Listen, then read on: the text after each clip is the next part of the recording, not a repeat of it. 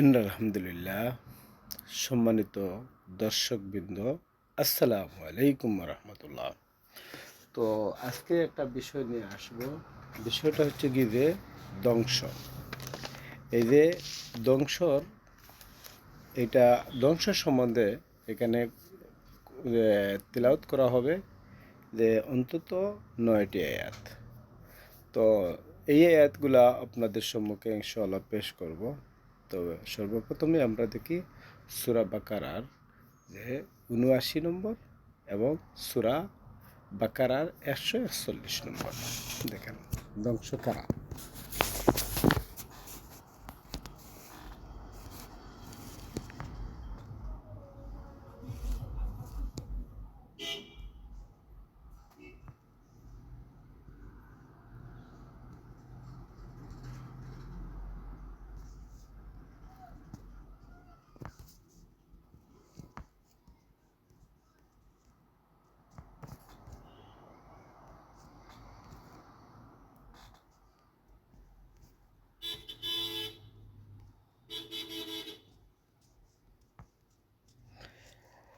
এখানে আল্লাহ সুবহান বলছেন,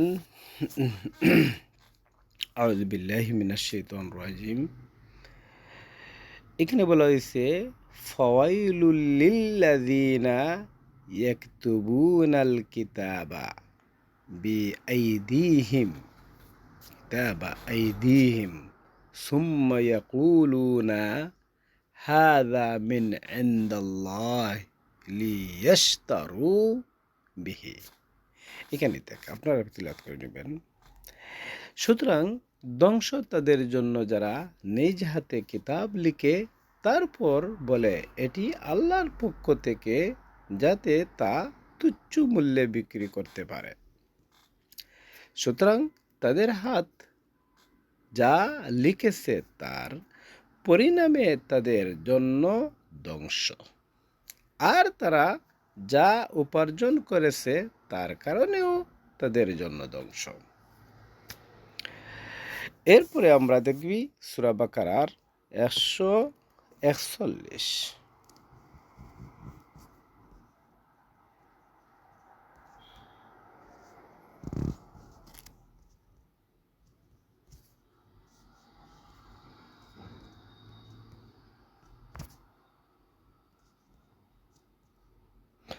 এখানে ১৪১ মধ্যে আল্লাহ বলছেন,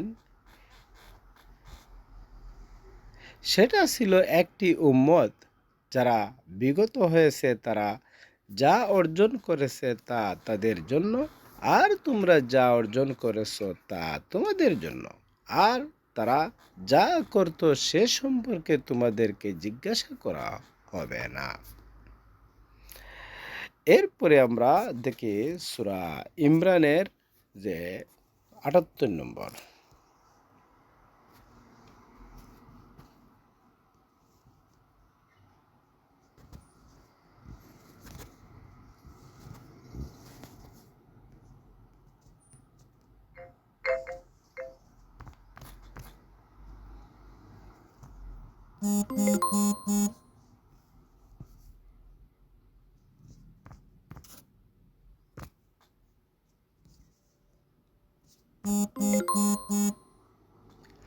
সূরা ইমরানের ৭৮ নম্বর আয়াতের মধ্যে বলা হয়েছে, তাদের মধ্যে একদল রয়েছে যারা নিজেদের জিহ্বা দ্বারা বিকৃত করে কিতাব পাঠ করে, যাতে তোমরা সেটা কিতাবের অংশ মনে করো, অথচ সেটি কিতাবের অংশ নয়।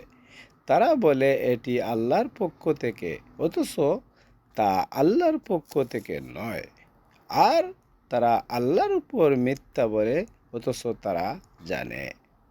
আল্লাহর উপর মিথ্যা বলে তারা তা জানে। এরপরে আমরা দেখব সূরা মাইদার ১১৬ নম্বর।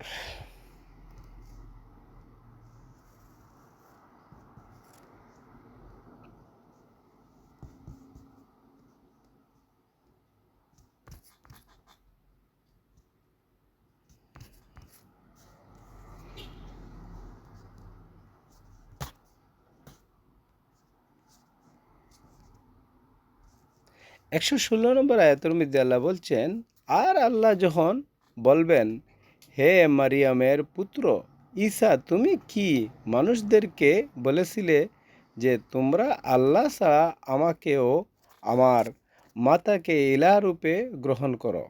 সে বলবে, আপনি পবিত্র মহান, যার অধিকার আমার নেই তা বলা আমার জন্য সম্ভব নয়। যদি আমি তা বলতাম তাহলে অবশ্যই আপনি তা জানতেন। আমার অন্তরে যা আছে তা আপনি জানেন না, আপনি জানেন, আর আপনার অন্তরে যা আছে তা আমি জানি না। নিশ্চয়ই আপনি গায়বী বিষয়সমূহের সর্বজ্ঞ। এরপরে আবার দেখি সূরা ইসরার 17।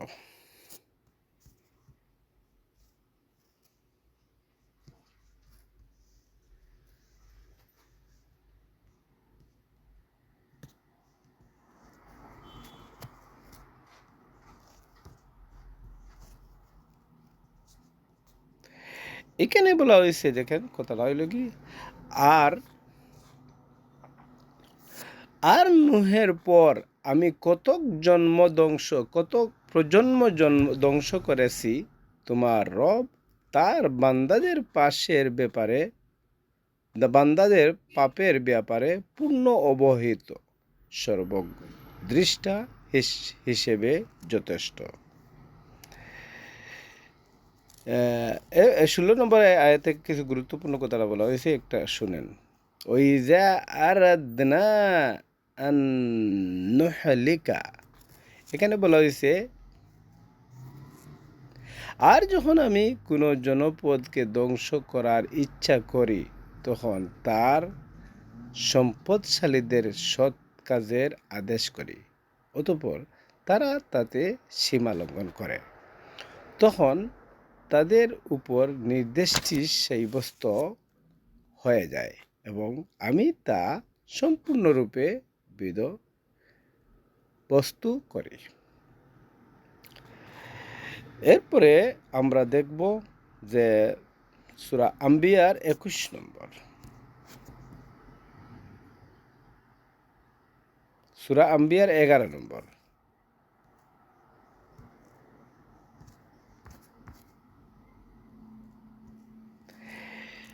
এখানে আল্লাহ সুবহান বলছেন, আমি কতক জনবস্তিকে ধ্বংস করেছি যারা ছিল জালিম এবং তাদের উপর অন্য জাতি সৃষ্টি করেছি। এরপরে আমরা আবার দেখি যে সূরা আল আরাফের 4 নম্বর আয়াতে,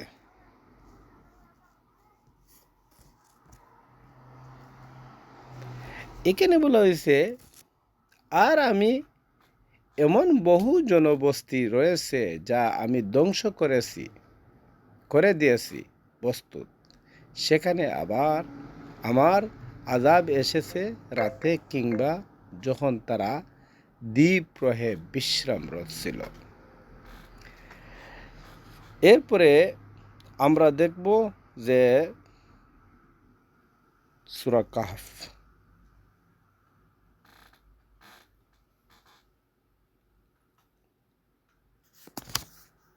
এরপরে সূরা আল কফের, যে এরপরে দেখি যাই সূরা আনামের যে 6 নম্বর, সূরা আনামের 6 নম্বরে দেখি ধ্বংসের কথা বলা হয়েছে।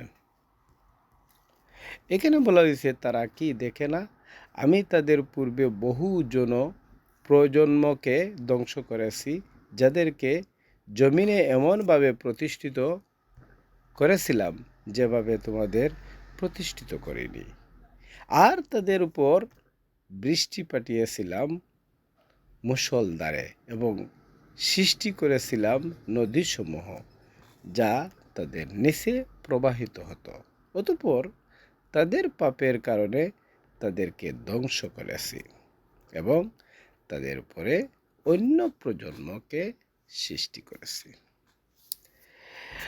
এরপরে আমরা আবার দেখব যে সূরা আহকাফের 9 নম্বর, সূরা আহকাফ,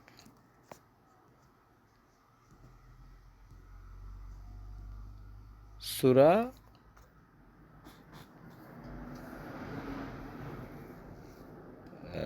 সূরা জাসিয়ার ৯ নম্বর।